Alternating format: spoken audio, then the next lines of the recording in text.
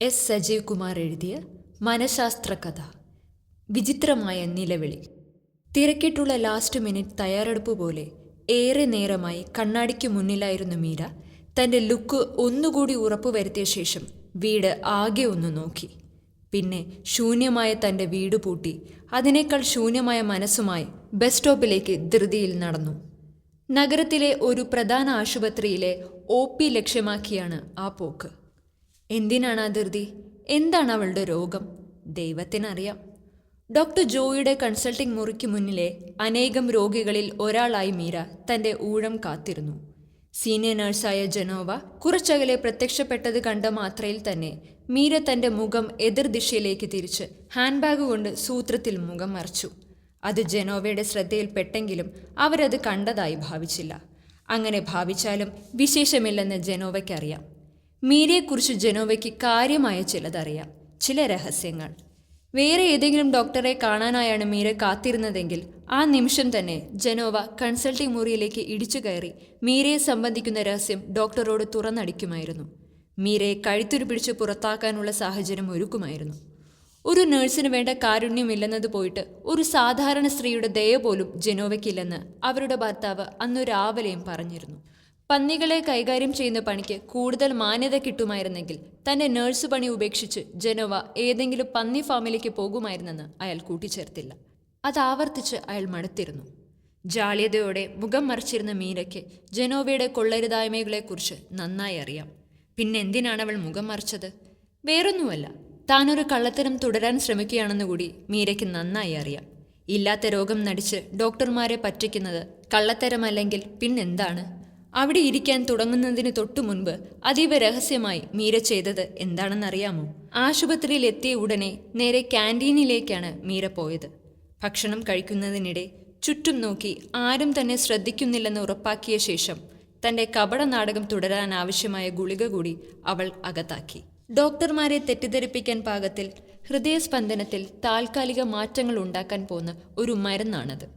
ആ മരുന്ന് കൂടുതൽ അകത്താക്കിയാൽ കൃത്രിമ ഹൃദയാഘാത ലക്ഷണങ്ങൾ കാട്ടി ആളുകളെ അന്താളിപ്പിക്കാനാവും. അക്കാര്യം തെളിയിച്ചുകൊണ്ടായിരുന്നു ആ ആശുപത്രിയിലേക്കുള്ള മീരയുടെ ആദ്യ എൻട്രി. പണമുണ്ടാക്കാൻ വേണ്ടി മാത്രമായി ആശുപത്രി തുറന്നിരിക്കുന്ന ഒരാളല്ല ഡോക്ടർ ജോ. വ്യാജ രോഗലക്ഷണങ്ങൾ കാട്ടി ഡോക്ടർ ജോയെ കബളിപ്പിക്കാൻ ശ്രമിച്ചാൽ അദ്ദേഹത്തിന് ഒറ്റ നോട്ടത്തിൽ തന്നെ കാര്യം പിടികിട്ടുകയും ചെയ്യും. എന്നിട്ടും ഡോക്ടർ ജോയുടെ മുന്നിൽ കുറച്ചു നാളായി മീരയ്ക്ക് തൻ്റെ നാടകം കളിക്കാനാവുന്നു. എന്തുകൊണ്ടാണത്? അതിൻ്റെ ഉത്തരവും മീരയുടെ രഹസ്യവും ജനോവ ഡോക്ടർ ജോയുടെ മുന്നിൽ വെളിപ്പെടുത്താൻ മടിച്ചതിൻ്റെ കാരണം ഒന്നാണ്. തന്നെ തേടിയെത്തുന്നവരെ അവർ ആരായാലും നിരാശപ്പെടുത്താൻ ഡോക്ടർ ജോ ഇഷ്ടപ്പെട്ടിരുന്നില്ല. ഏറെ സമയം കളഞ്ഞിട്ടായാലും അവരെ അല്ലെങ്കിൽ ആരെയായാലും കൃത്യമായി മനസ്സിലാക്കാനും തിരുത്താനും അദ്ദേഹം ഒരുക്കമാണ്. ആ നയം കാരണം പലപ്പോഴും അദ്ദേഹത്തിന് കുരിശു ചുമക്കേണ്ടി വരാറുണ്ട്. എങ്കിലും അദ്ദേഹത്തിന് നിരാശ പിടികൂടിയില്ല. മറ്റുള്ളവരുടെ പ്രശ്നങ്ങൾ പരിഹരിക്കാൻ ശ്രമിക്കുന്നതിനിടെ അദ്ദേഹത്തിന് പുതിയ കാര്യങ്ങൾ പഠിക്കാൻ അവസരം കിട്ടിയിരുന്നതുകൊണ്ടാവാം ഡോക്ടർ ജോയെ നിരാശ പിടികൂടാതിരുന്നത്. മുൻഷാസൻ സിൻഡ്രോം എന്ന് സൈക്കോളജിയിൽ അറിയപ്പെടുന്ന മീരയുടേതുപോലുള്ള കേസുകളിൽ പോലും ഏറെ സഹാനുഭൂതിയുള്ള നിലപാടാണ് ഡോക്ടർ ജോ സ്വീകരിക്കുക. പൊതുവിൽ രോഗികളുടെ മനോനിലയെക്കുറിച്ച് തൻ്റെ സഹപ്രവർത്തകരോട് സംസാരിക്കാറുള്ള ആളാണ് ഡോക്ടർ ജോ.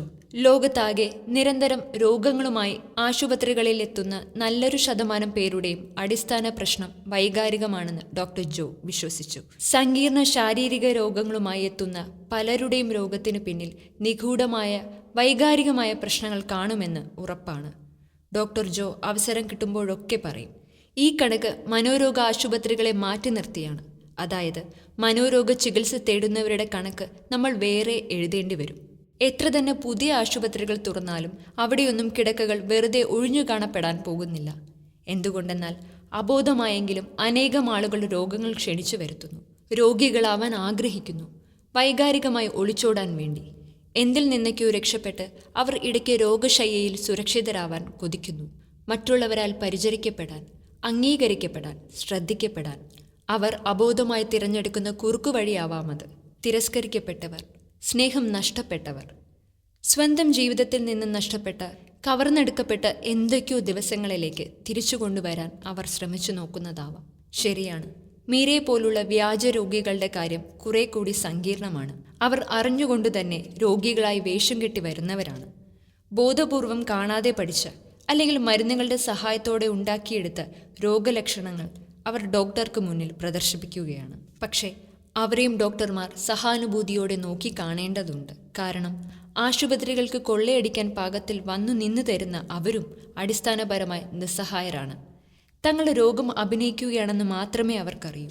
അവർ അങ്ങനെയൊരു വേഷം കെട്ടുന്നതിൻ്റെ യഥാർത്ഥ കാരണം, പ്രേരണ എന്താണെന്നതിനെക്കുറിച്ച് അവർക്കൊരു ധാരണയും ഉണ്ടാവില്ല. ആ അജ്ഞതയാണ് അവരുടെ സ്വാഭാവികത, സത്യസന്ധത. ഏതോ പ്രത്യേക സാഹചര്യത്തിൽ അവർക്ക് ആ വേഷം കെട്ടിയേ മതിയാവും. മറ്റു വഴികൾ അടയ്ക്കപ്പെട്ടിട്ടുണ്ടാവാം, അല്ലെങ്കിൽ അവർക്ക് കണ്ടെത്താനാവുന്നില്ല. അതുകൊണ്ട് യഥാർത്ഥ രോഗികൾക്ക് കൊടുക്കുന്ന അതേ മാന്യത തന്നെ ഇത്തരക്കാർക്കും ഡോക്ടർമാർ കൊടുക്കേണ്ടതുണ്ട്. എങ്കിലും മുൻഷാസൻ സിൻഡ്രോം പലരുടെയും കാര്യത്തിൽ ഒരു താൽക്കാലിക പ്രതിഭാസം മാത്രമാണ്.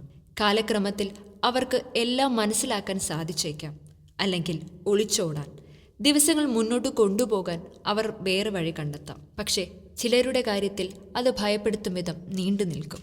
ഏറെ അനുഭവ സമ്പത്തുള്ള ഡോക്ടർ ജോ പറയുന്നതൊക്കെ അക്ഷരം പ്രതി ശരിയാവാം. പക്ഷേ ഏറ്റവും മോശപ്പെട്ട ഡോക്ടർക്കോ ഒരു വ്യാജ ഡോക്ടർക്ക് പോലുമോ വേഷം കെട്ടി വരുന്ന രോഗികളെ അത്ര പെട്ടെന്ന് ഉൾക്കൊള്ളാൻ കഴിയില്ല. അതെന്തായാലും തൻ്റെ മുന്നിലെത്തുന്ന എല്ലാവരെയും ഉൾക്കൊള്ളാൻ ശ്രമിക്കുന്ന ഡോക്ടർ ജോ തൻ്റെ രോഗികളെ കഴിയുന്നത്ര സംസാരിക്കാൻ പ്രോത്സാഹിപ്പിക്കും. അതിലൂടെ അവരുടെ യഥാർത്ഥ പ്രശ്നം സ്വയം കണ്ടെടുക്കാൻ അവരെ സഹായിക്കാനാണ് അദ്ദേഹം ശ്രമിക്കുക. വ്യാജരോഗവുമായി എത്തുന്നവരെ ഇങ്ങനെ സ്വയം കണ്ടെത്താൻ പ്രാപ്തരാക്കുക എന്നത് ഏറെ ശ്രമകരമാണ്.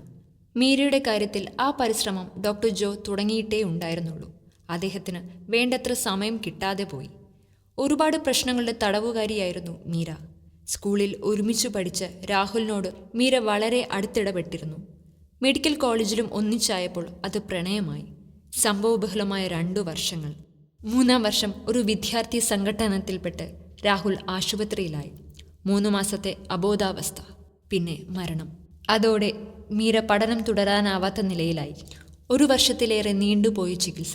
സാധാരണ ജീവിതത്തിലേക്ക് മടങ്ങിയെത്താനുള്ള ശ്രമമെന്ന നിലയ്ക്ക് മഹാനഗരത്തിലെ ചെറിയമ്മയുടെ വീട്ടിലേക്ക്. അവിടെ ഒരു സ്വകാര്യ ആശുപത്രിയിലെ നഴ്സായിരുന്നു ചെറിയമ്മ. പഠനം വീണ്ടും തുടരാൻ അവർ മീരയെ സ്നേഹപൂർവ്വം നിർബന്ധിച്ചുകൊണ്ടിരുന്നു. പഴയ മെഡിക്കൽ കോളേജിൻ്റെ അന്തരീക്ഷത്തിലേക്ക് മടങ്ങാൻ മീരയ്ക്ക് ധൈര്യം വന്നില്ല.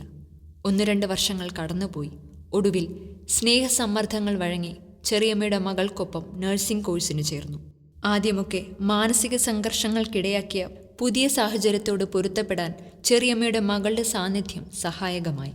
വലിയ പ്രശ്നങ്ങളില്ലാതെ നീങ്ങിയ ചില മാസങ്ങൾ. ഒരു നാൾ ക്യാമ്പസിലെ പ്രധാന കെട്ടിടത്തിൻ്റെ മുകളിൽ നിന്ന് ഒരു വിദ്യാർത്ഥിനി താഴേക്ക് ചാടി ആത്മഹത്യ ചെയ്തു. അത് നേരിട്ട് കാണാനിടയായതോടെ മീരയുടെ മനോനില വീണ്ടും തകരാറിലായി. അതിൽ നിന്ന് മീര കരകയറാൻ തുടങ്ങിയപ്പോൾ വീട്ടുകാർ അവളെ വിവാഹിതയാകാൻ നിർബന്ധിച്ചു തുടങ്ങി. എന്തുകൊണ്ടോ തനിക്ക് കൂടുതൽ സ്വാതന്ത്ര്യം വേണമെന്ന് തിരിച്ചറിഞ്ഞ ആ നാളുകളിൽ മീര ഒരു ജോലിക്കായി തിരഞ്ഞു. ഹോം നഴ്സിന് ആവശ്യപ്പെട്ടുകൊണ്ടുള്ള പരസ്യം, വാക്ക്-ഇൻ ഇൻ്റർവ്യൂ, ഉയർന്ന ശമ്പളം, ബൈക്ക് അപകടത്തിൽപ്പെട്ട് വീൽചെയറിൽ ഒറ്റപ്പെട്ടു പോയ യുവാവിൻ്റെ പരിചരണം.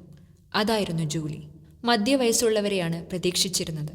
എന്നാൽ ഒടുവിൽ എന്തുകൊണ്ടോ മീര തിരഞ്ഞെടുക്കപ്പെട്ടു. കൂടുതലൊന്നും ആലോചിക്കാൻ നിൽക്കാതെ മീര ആ ജോലി ഏറ്റെടുത്തു. 6 മാസം പിന്നിട്ടപ്പോൾ വിവാഹമേ വേണ്ടെന്ന തൻ്റെ തീരുമാനം മീര ഉപേക്ഷിച്ചു. ആ യുവാവിന് സാധാരണ ജീവിതത്തിലേക്ക് തിരിച്ചെത്താൻ കഴിയുമായിരുന്നില്ല. അതറിഞ്ഞുകൊണ്ടുതന്നെ മീര അയാളെ ജീവിത പങ്കാളിയാക്കി. 7 വർഷങ്ങൾ കടന്നുപോയി. വീൽചെയറിലെ ആ നിലയിൽ പോലും പിടിച്ചു നിൽക്കാനാവാത്ത വിധം അയാളുടെ അവസ്ഥ സങ്കീർണമായി. 4-5 മാസം നീണ്ട അബോധാവസ്ഥയ്ക്കിടെ അത് സംഭവിച്ചു, മരണം. അവർ ഒരുമിച്ച് താമസിച്ചു പോന്ന വീട് ഉപേക്ഷിച്ച് തൻ്റെ ബന്ധങ്ങളിലേക്ക് മടങ്ങിപ്പോകാൻ മീരയ്ക്ക് കഴിഞ്ഞില്ല. അവൾ അവിടെ ആ വീട്ടിൽ തന്നെ ഒറ്റയ്ക്ക് താമസിച്ചു. മീരയെക്കുറിച്ചുള്ള ഈ വിവരങ്ങൾ ഡോക്ടർ ജോ അറിയുന്നത് മീരയുടെ ദുരൂഹ മരണത്തെക്കുറിച്ചുള്ള വാർത്തകളിൽ നിന്നാണ്. മീര ആത്മഹത്യ ചെയ്തതാണെന്ന നിഗമനത്തിൽ പോലീസ് എത്തിച്ചേർന്നിരുന്നു. എന്നാൽ അതൊരു ആത്മഹത്യ അല്ലെന്ന് തന്നെ ഡോക്ടർ ജോ വിശ്വസിച്ചു. വാർത്തയുടെ വരികൾക്കിടയിൽ അദ്ദേഹത്തിന് അത് തിരിച്ചറിയാൻ കഴിഞ്ഞു. ഏതോ പുതിയ ആശുപത്രി സന്ദർശിക്കാനായി ഹൃദയസ്പന്ദനം തകരാറിലാക്കുന്ന പുതിയ മരുന്ന് പരീക്ഷിക്കുന്നതിനിടെ അബദ്ധത്തിൽ സംഭവിച്ച ഹൃദയാഘാതം. ഹൃദയം കൊണ്ടുള്ള മീരയുടെ ആ കളിയുടെ കാരണം കൂടുതൽ വ്യക്തമായി. ഏകാന്തതയുടെ, ശൂന്യതയുടെ, ഒറ്റപ്പെടലിൻ്റെ നിലവിളി. പത്രം താഴെ വെച്ച് ഡോക്ടർ ജോ എല്ലാ ഒഴിവു ദിവസങ്ങളിലെയും പോലെ തൻ്റെ ചാരുകസേരയിലിരുന്ന് ജനാലയിലൂടെ ദൂരേക്ക് നോക്കി. അദ്ദേഹത്തിൻ്റെ കണ്ണുകൾ മെല്ലെ അടഞ്ഞുപോയി. അപ്പോൾ ദൂരെ എവിടെയോ ഒരു നേർത്ത നിലവിളി കേട്ടു. ഏതോ പക്ഷിയുടെ നിലവിളി. കാതോർത്തിരിക്കുമ്പോൾ സ്വയം മുറിവേൽപ്പിക്കുന്ന പക്ഷിയുടെ ചിത്രം ഓർമ്മയിലേക്ക് വന്നു. സ്വയം മുറിപ്പെടുത്തി നിലവിളിക്കുന്ന പക്ഷി. തൻ്റെ മുറിവുകളിൽ തേൻ പുരട്ടാനായി ആരെങ്കിലും വരുമെന്ന് കരുതി അത് ചുറ്റും നോക്കുകയാണ്. ഏതോ മരുഭൂമിയിൽ ദിക്കറിയാതെ ഒറ്റപ്പെട്ടുപോയ ആ കണ്ണുകളിൽ തിളക്കമാണ് അപ്പോഴും. നേരിയ പ്രത്യാശയുടെ തിളക്കം. ഹൃദയത്തിലേക്ക് പതിച്ച നിലവിളിയുടെ ഓർമ്മ പോലെ ആ തിളക്കം ഡോക്ടർ ജോയുടെ ഹൃദയത്തിൻ്റെ ആഴങ്ങളിൽ തറഞ്ഞുകിടന്നു.